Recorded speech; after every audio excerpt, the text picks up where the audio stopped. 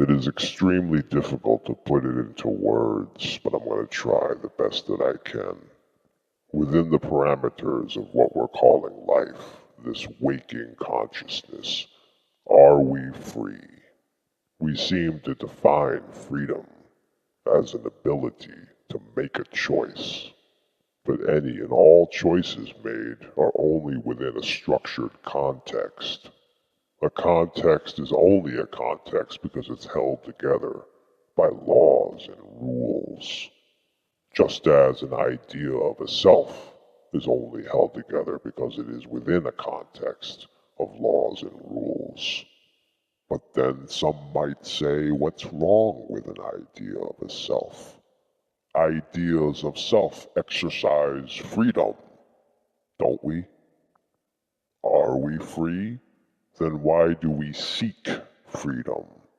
The seeking itself being something that chains us. Even seeking enlightenment as something to get or be gained is imprisoning. For as long as you are trapped inside a context, you are not free, even though we appear to be free. True freedom is something that's outside the borders.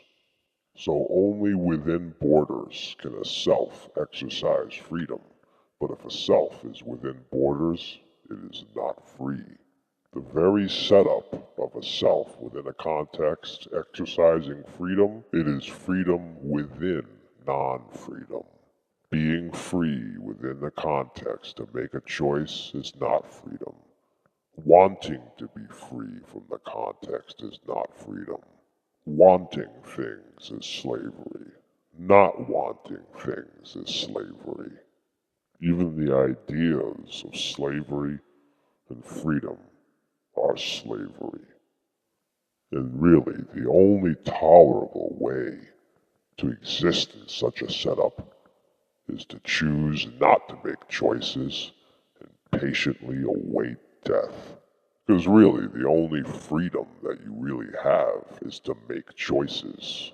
As far as the context and the idea of the self that you have, other than death, you have to accept the setup.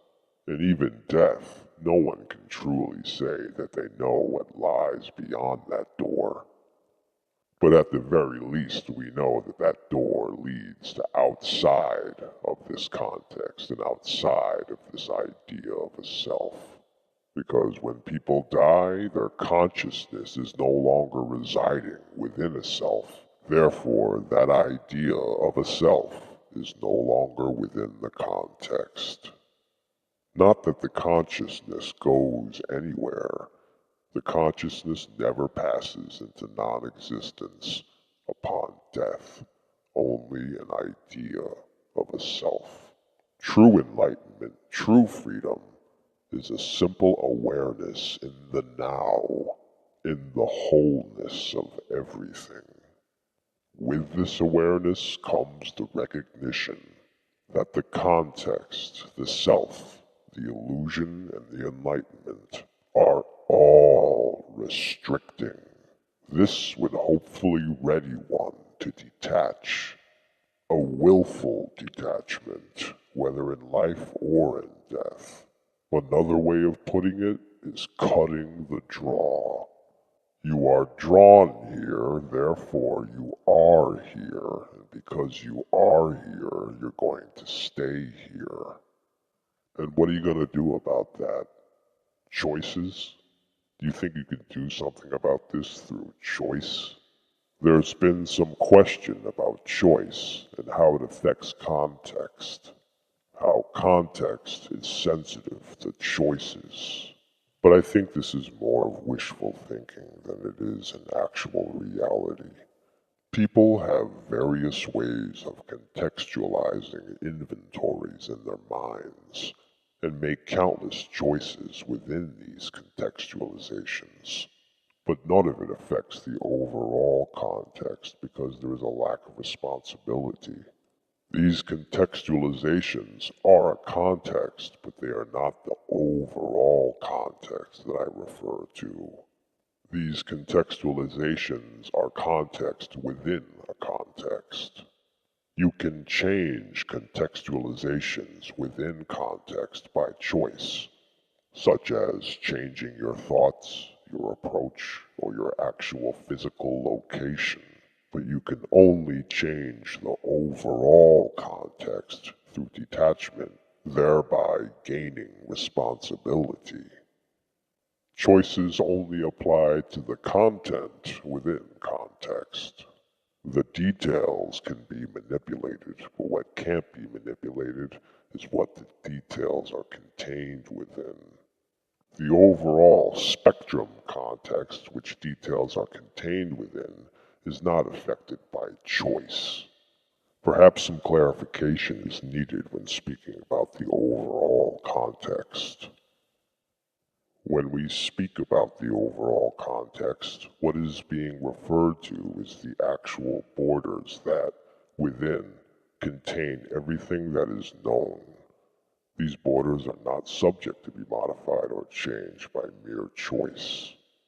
Anything that is contained within the borders is open to manipulation by action and choice, but the borders themselves that sustain the spectrum where choice and action are played out are not.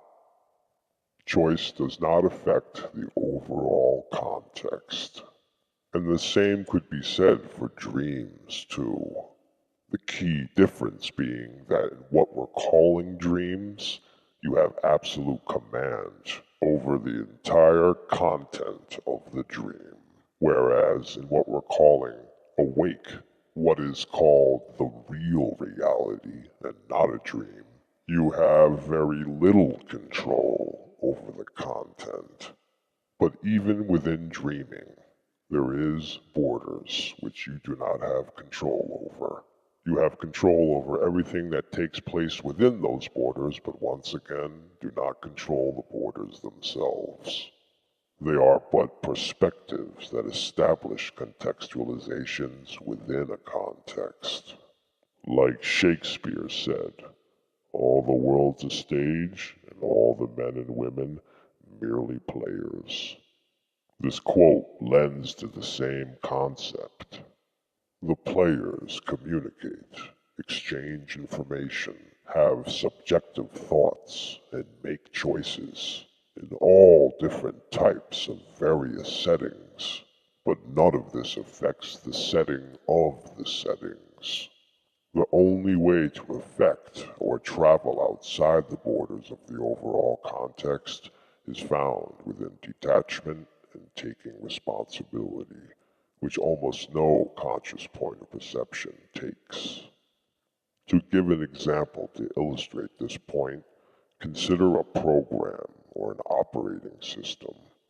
Within a program or an operating system, choices, executions, and commands can be made, but none of them will change or modify the code program or the operating system. Someone can play a video game for days and days, but nothing the player does within the game will modify the game. It is only when someone becomes a programmer or a hacker can they modify the program or code. And this is comparable to taking responsibility. Programmers and hackers have become common in the world of programs and codes. But within the context that is the known reality that we operate in, almost no one has taken on this role.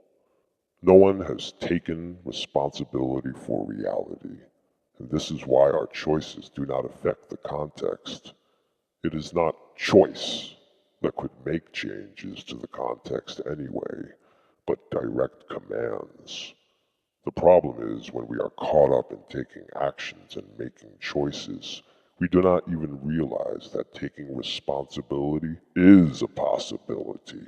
When we choose to stop choosing, and the only choice that we make is to maintain an outside perspective through detachment, thereby taking responsibility and being in a position to direct the context.